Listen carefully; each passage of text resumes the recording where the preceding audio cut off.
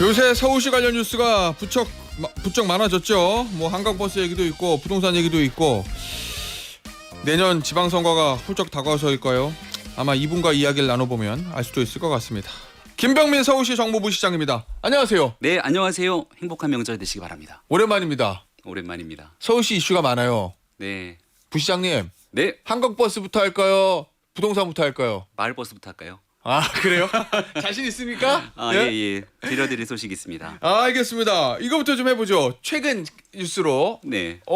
이번 주 초에 이거 발표했잖아요. 신통기획 2.0 예. 신속통합기획 시즌 2다 이렇게 얘기하죠. 시즌 2.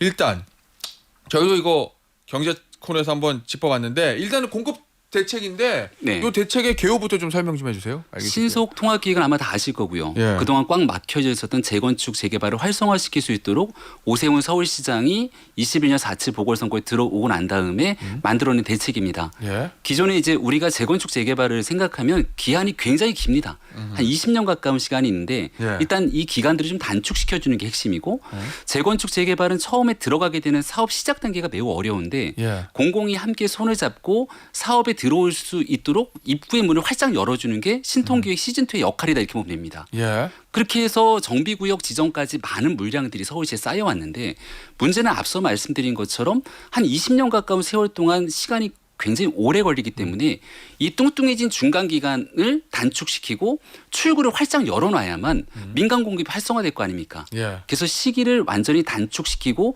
출구를 빨리 열어놓을 수 있도록 만든 게 신통기획 시즌2 예. 이른바 착공까지 가는 시기를 더 당기겠다라는 거고요. 예. 그렇게 해서 우리가 만들어낼 앞으로 우리 시민들이 보기에는 재건축 재개발하면 너무 먼 훗날의 얘기잖아요. 손에 잡히는 눈에 보이는 공급 물량이 나와야 되는데 그게 착공입니다. 예. 우리가 삽을 뜬다고 얘기한 그래서 앞으로 6년 내에 삽을 뜰 수 있는 물량이 서울에 30만 호가 넘을 거다 이렇게 확신을 주는 발표가 이번 주에 있었습니다. 자, 정부도 9월 초에 97 종합대책 그래서 공급대책을 내놨어요.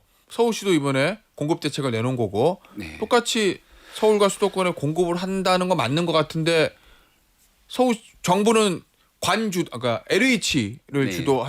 해서 공급을 한다는 거고 서울시는 민간에서 주도를 한다는 거잖아요. 구치 대책을 공급 대책이라고 생각하는 분들이 얼마나 계실까 한번 좀 이 방송을 통해 그래요? 물어보고 싶은데요. 예. 구치 대책이 충분한 공급 대책이라고 시민들이 받아들였으면 구치 대책 이후로 이대로 가다 부동산 공급 물량이 부족해서 더 부동산이 오르는 거 아니야? 이런 민간 심리가 작동하지 않았겠죠. 예. 근데 많은 전문가들, 언론을 비롯한 여러 사람들의 얘기가 구치 대책에 애석하지만 국민들이 살고 싶어하는 곳의 공급이 거의 없는 것 같다. 그래서 그 구치 대책 이후로 국민들의 심리가 더 불안해지면서 부동산에 대한 자극들이 있었거든요. 예. 공공이 나서서 해야 되는 역할들도 분명히 있습니다. 근데 우리가 경험을 했잖아요. 문재인 정부 시절에 여러 차례 부동산 대책을 냈는데 그때 만들어진 공급 대책 3기 신도시 정권이 그때부터 윤석열 정부, 이재명 정부까지 두 번의 정권이 바뀌었지만 가시적인 성과가 많이 나오지를 않습니다. 그 당시에 이른바 공공이 갖고 있는 택지 물량들이 이용하는 경우들도 있는데 예. 태릉 골프장 부지 가지고 아파트 개발하겠다고 했는데 어떻게든지 다 봤잖아요. 한 가지 꼭 보여드리고 싶은 자료가 있는데 예. 저희가 서울시는 많은 물량들이 결국 민간이 해결해야 된다고 봅니다. 객관적인 데이터로 보이실지 모르겠는데 이렇게 카메라로 잡으면 이게 보이겠다. 예. 보여요. 보이는 라디오로 보시는 분들은 예. 여기에 88.1%라고 적혀 있는 빨간색 이게 지난 20년 기간 동안 서울의 주택 공급에서 민간이 쏟아낸 물량이고요. 예, 민간이라고 써 있네요. 예, 여기 보면은 LH 공급 물량 중에서도 LH는 중앙정부지 않습니까? 예. 중앙이 쏟아내는 물량이 단 2.2%만이 LH 물량입니다. 공공과 민간이 함께 협업해야 되는 건 맞습니다만 민간이 움직이지 않게 되면 이 부동산을 잠재우기 위한 공급 물량 확보가 어렵다는 게 서울시 생각입니다. 알겠습니다. 자, 그리고 또 하나 네. 정부가 했던 공급 대책하고 좀 다른 게 지역인 것 같거든요. 정부는 아무래도 공공 유휴부지 이런 거를 좀 활용하다 보니까 강북 쪽이 좀 많고 예를 들면 수서라든지 노원이라든지 이런 곳들이 좀 있는데 지금 서울시에서 내놓는 재건축 재개발 대책의 주요 타겟은 강남 3구, 마용성 이른바 네. 한강벨트 그다음에 여기 이제 목동 이런 곳이에요. 기존에도 부동산 값이 좀 굉장히 높고 인기가 많은 지역. 그 지역이 집중적으로 혜택을 보게 되거든요. 일단은 예. 누구나 살고 싶은 곳에 공급 물량이 없다는 게 구치 대책의 한계라고 지적이 되지 않았습니까? 예. 그거를 완벽하게 보완할 수 있는 공급 물량을 손에 잡히게 쏟아내겠다가 첫 번째고요. 예. 그럼 서울시는 왜 강북, 노원, 도봉 같은 예. 다소 외곽지대에 있는 지역의 공급 물량에 대해서는 신경을 안 쓰는 건가 이렇게 아마 반문하시는 것 같은데 실제 오세훈 서울시장이 최근에 다니고 있는 주택 현장 중에 보면 동부권을 너무 많이 갑니다. 아, 그래요? 얼마 전 같은 경우는 강북 미아 재개발 현장에 다녀왔는데요. 여기 같은 경우는 과거 이제 뉴타운으로 추진되다가 박원순 시장 되면서 사업이 진정이 되지 않았고 이 내용을 다시금 재정비에 촉진할 수 있도록 여러 가지 인센티브를 주면서 한 4천 세대가 넘는 공간의 재개발이 지금 굉장히 속도를 내고 있거든요. 예. 강북 지역에 가보면 예. 아마도 강북 지역 전체에 서울시가 그동안 얼마나 많은 공을 들였는지 볼 수 있을 겁니다. 근데 왜 착공 물량에는 빠졌냐면 예. 착공이라는 거는 이제 앞으로 6년 내에 삽을 뜨는 거예요. 앞서 제가 재건축 재개발에 걸리는 시간이 18.5년 얘기 드렸는데 예. 6년 내에 착공하려면 그동안 절차가 진행이 됐었어야 되거든요. 그러니까 지금까지 입구에서 강북에 대한 많은 물량들을 정비구역에 들어올 수 있도록 열어놨기 때문에 예. 6년 내 착공은 안 되지만 더 빠른 기간 안에 여기에 대한 성과들은 반드시 나올 겁니다. 그래요. 알겠습니다. 자, 그리고 네. 이 문제를 저희 경제 코너에서도 이걸 다뤘었는데 이 문제들을 경제 전문가들이 지적하시더라고요. 왜냐하면 거기가 워낙 인기 있는 데잖아요. 사실 혜택을 볼 수 있는 강남 3구, 그다음 마용성, 목동. 예. 아니 거기 원래 집값 비싼데 이렇게 해가지고 재건축 당긴다 그러면 단기적으로 집값 더 오를 수도 있다. 재건축을 당기는 게 예. 18.5년을 아무리 당겨도 예. 12.5년 정도로 당기는 겁니다. 아, 그래요? 그럼 예. 재건축이 예전에 누군가 얘기했던 것처럼 빵처럼 바로 구워내는 게 아니잖아요. 그래서 단기적으로 자 내후년 정도에 바로 이게 뭐가 나타난다 그러면 예. 거기에 대한 단기 급등이 있을지 모르겠습니다만은 어느 정도의 시간은 반드시 걸릴 수밖에 없습니다. 그리고 이 얘기를 꼭 드리고 싶은 게 과거에 재건축 재개발에 반대하셨던 많은 분들은 때만 되면 이런 얘기를 하세요. 뭐요? 재건축 재개발이 결국은 집값 급등을 사람들의 집값 상승을 부추기는 일이기 때문에 이거 함부로 해주면 안 된다. 예. 그런 결과가 지난 10년 정도 박원순 서울시장 때 공급을 완전히 위축시켰는데 그 후과가 나중에 서울의 주요 주택 지역의 공급 물량이 확 떨어지기 시작하면서부터 문제가 발생하잖아요. 예. 우리가 다 알고 있는 강남의 압구정 같은 동네에 여기 재건축 재개발이 그동안 진행이 됐습니까? 아니요. 아주 오랜 생활에 낙후되고 있어도 예. 결국은 그 동네에 대한 집값 상승이 우리가 상상하기 어려울 정도로 올라가게 돼요. 그래서 오히려 앞서 얘기한 30만 호 정도의 공급을 서울시 전체를 얘기했는데 착공을 그중에 한강변을 비롯한 누구나 살고 싶은 곳의 착공이 20만 호 정도로 얘기를 합니다.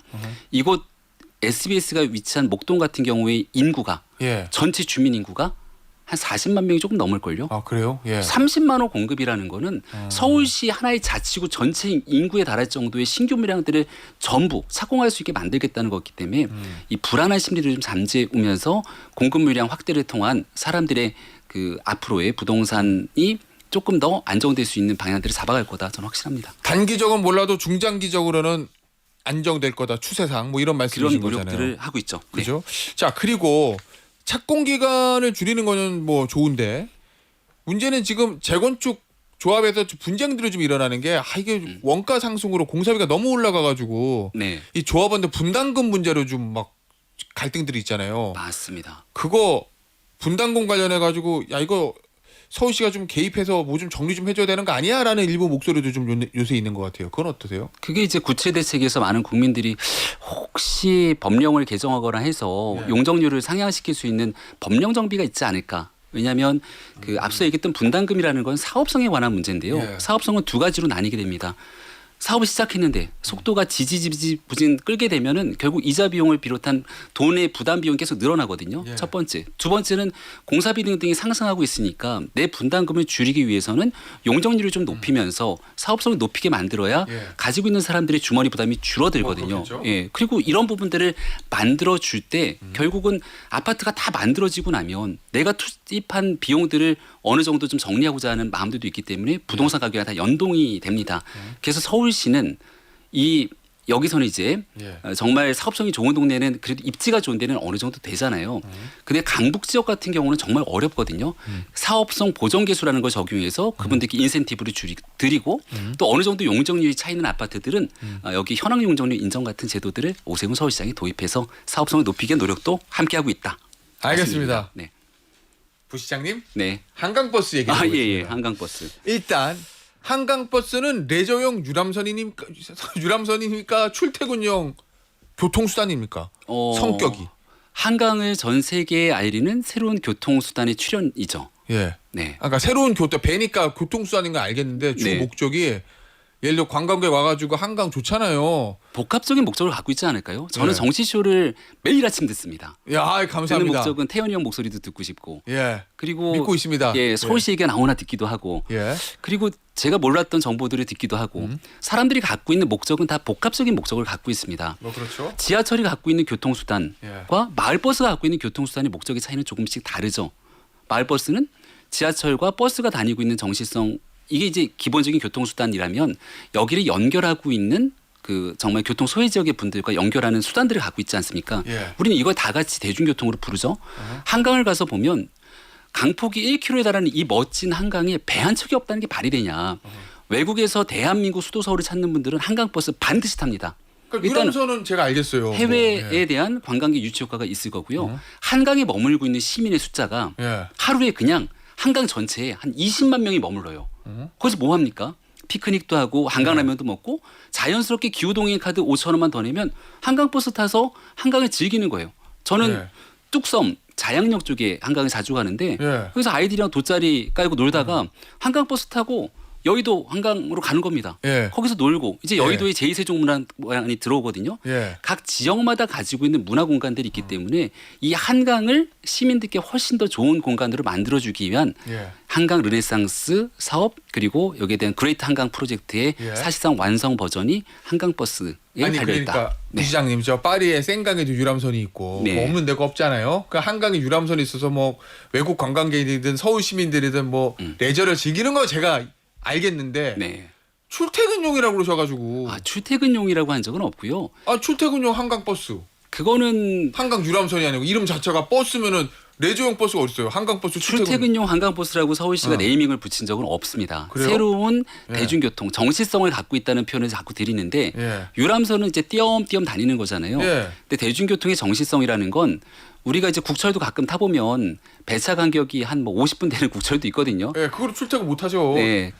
하지만 적어도 언제 어느 시간에 가면 내가 이 배를 탈 수 있다는 것들을 알 수 있고 예. 그 다음에 선착장들이 있어서 그 선착장들 서로 연결시키는 거거든요. 예. 그래서 아침부터 저녁까지 지금은 저희가 초기 단계이기 때문에 이 배차 간격의 시간들이 조금 텀이 있어서 야 이거 너무 텀이 있는 거 아니야라고 하지만 예, 11시 반이라며요, 저 차가. 첫차 11시로 일단 처음 시작을 했지만 11시요? 예. 이제 본격 운항들이 진행되면 7시부터 시작을 합니다. 그러면 출퇴근 맞네요, 그러면. 출근길도 얼마든지 활용을 가능하죠. 하지만 출퇴근이라고 얘기를 하게 되면 예. 출근과 퇴근길에 지하철을 대체하는 거로 한강버스를 만든 거야? 그러면 지하철의 출근 시간과 비교해서 이건 시간이 너무 늘어나는데 예. 이렇게 얘기해서 비교를 하기 시작하면 김태현의 정시쇼를 듣는 하나의 목적만 갖고 얘기를 하기에 이게 비교가 좀 떨어진다 이런 그래요? 얘기를 예. 지금 드리는 거죠. 알겠습니다. 아, 그래서 한강버스 나온 거 하나만 더 말씀드리면 예. 아직 못 타보신 분들이 정말 많을 텐데 한강버스를 근데 뜨긴 떠요, 지금? 지금은 정비 기간을 조금 갖고 있습니다. 예. 근데 네, 왜 이렇게 급하게 했어요? 정비. 한 달 정도의 정비 예. 기간을 갖고 있는데요. 예. 제가 지금 말씀드리려고 하는 게 한강버스를 저희가 그 열흘 정도의 탑승을 일단 시작을 했잖아요. 예. 한강버스를 타셨던 분들을 대상으로 조사기관 엠브린 리퍼블릭에 설문조사를 했어요. 예. 어떠냐. 그랬더니 만족도가 이용자의 86.3%가 예. 만족한다 이렇게 답변했거든요. 이것도 읽어야 되나요? 뭐 예. 표본오차 읽어주시면 95%의 신뢰 수준 플러스 마이너스 3.45% 조사기간은 엠브린 리퍼블릭 조사기간은 9월 24일에서 9월 26일까지 4일 동안 진행을 했습니다. 예, 그리고 잘하셨습니다. 네, 조사 대상은 한강버스를 이용한 이용자 800명을 대상으로. 그래서 한강버스를 타보신 분들은 와 정말 너무 좋다. 한강에 드디어 이런 배가 우리에게도 있구나라는 만족감들이 있는데 가능한 한 조금 더 빠른 시기에 시민들께 선보이고 싶었던 마음들이 있었던 점도 헤아려 주시기를 바랍니다. 아니 결국 이제 비판의 포인트는 이래 레저용이 네. 아니라 출퇴근용. 오 시장이 이제 한강버스를 출퇴근 교통수단으로 활용할 수도 있다 할 이렇게 수도 얘기해서 야 이걸 출퇴근은 이걸 타고 하란 말이야. 그래서 이제 비판의 포인트가 거기 있는 것 같은데 네, 박용진 전 의원이요. 잘 아시잖아요. 너무 잘하죠. 예. 네. 가까운 사이잖아요. 친하죠. 부시장님이랑. 네. 예. 박용진 전 의원이 저희 코너에 출연하실 때 뭐라고 그러냐면 출퇴근용으로 한강버스에다 1,000억 쓸 거면 마을버스 적자 보존이나 해라. 저도 방송 시민들 들었습니다. 교통을 위해서 그게 낫다.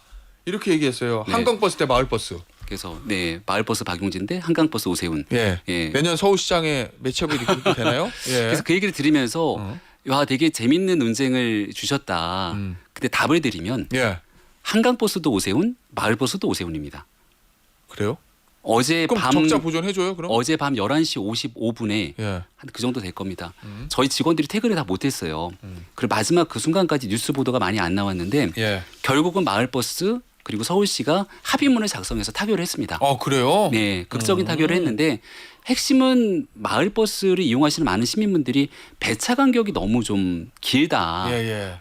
그 마을버스를 운영하시는 분들은 경영이 너무 어려워서 버스 다 돌리기에 힘이 들어요. 서울시는 비용을 들여야 되는데 비용을 준 만큼 적자를 보존해 주거든요. 보존한 만큼 정상화가 잘 돼야 되는데 이게 자꾸 안 맞았던 겁니다. 그래서 시민들의 교통 편의를 증진하기 위해 마을버스 시민들 추석 선물로 마지막 조합과 합의문을 작성하고 예. 정말 마을버스의 대중 서비스 개선에 저희가 모두 함께 노력하겠다고 얘기를 했거든요. 그리고 얼마 전에 우리 잘 알고 있는 것처럼 기후동행 카드로 많은 시민들 예, 혜택을 다 보고 있지 않습니까? 예. 마을버스도 한강버스도 기후동행 카드도 교통은 오세훈 서울시장이 참 잘한다 얘기 드립니다. 알겠습니다. 마을버스 타결이 됐다는 소식까지. 자 그러면 네. 마지막으로 이거 좀 질문을 드려야 되겠습니다. 시장님 잘 계십니까? 잘했습니다. 네. 제가 이거 왜 물어보는지 아시죠? 무슨 일이 있나요? 내년에 서울시장 5선 도전합니까? 왜냐면 예. 그냥 당연히 누구나 대선 지난번에 불출마 선언하면서 당연히 오세훈 서울시장은 내년에도 5선에 도전하겠구나라고 생각을 했는데 최근에 기사들을 보면 그게 아니다. 보궐선거를 통해서 여의도로 입성을 하는 거를 최우선적으로 보고 있다라는 분석 기사들이 솔솔솔솔 나와서 그래서 제가 궁금해서요. 제가 아는 오세훈 서울시장은 예. 서울밖에 모르는 사람 같아요. 그러니까 서울 국회의원. 아니 서울 국회의원이 아니라 그래요? 서울시에 예. 거의 본인의 모든 걸 바친 사람 같은 생각이 강하게 예. 듭니다. 예. 그래서 그 보통 정치인들이 정치 공학적으로 계산하고 밖에서 찌라시 만드는 사람들은 여의도의 논리로 접근하거든요. 예. 그러니까 뭐 무슨 뭐 서울시장이 아니라 이런 저런 경로를 통해서 뭐 대권에 도전하고 이런 얘기들을 이렇게 뭐 아무렇지 않게 지어내는 것 같은데 예.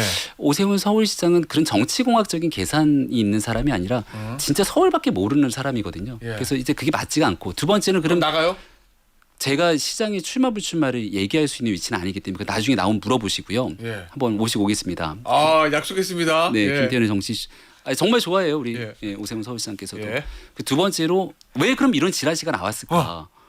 어제 조선일보에 나왔던 보도를 보니까 예. 민주당에서 서울시장 이렇게 쭉 돌려보니까 잘 안 되더라. 예. 그래서 기업인까지 넣고 돌려봤다 이런 얘기가 나오잖아요. 어제 기사가 있었어요? 네, 저도 보면서 그런 얘기들이 이곳저곳 풍문으로 참 많이 다니는데 아예 활자로 박혀서 기사화가 될 정도라면 예.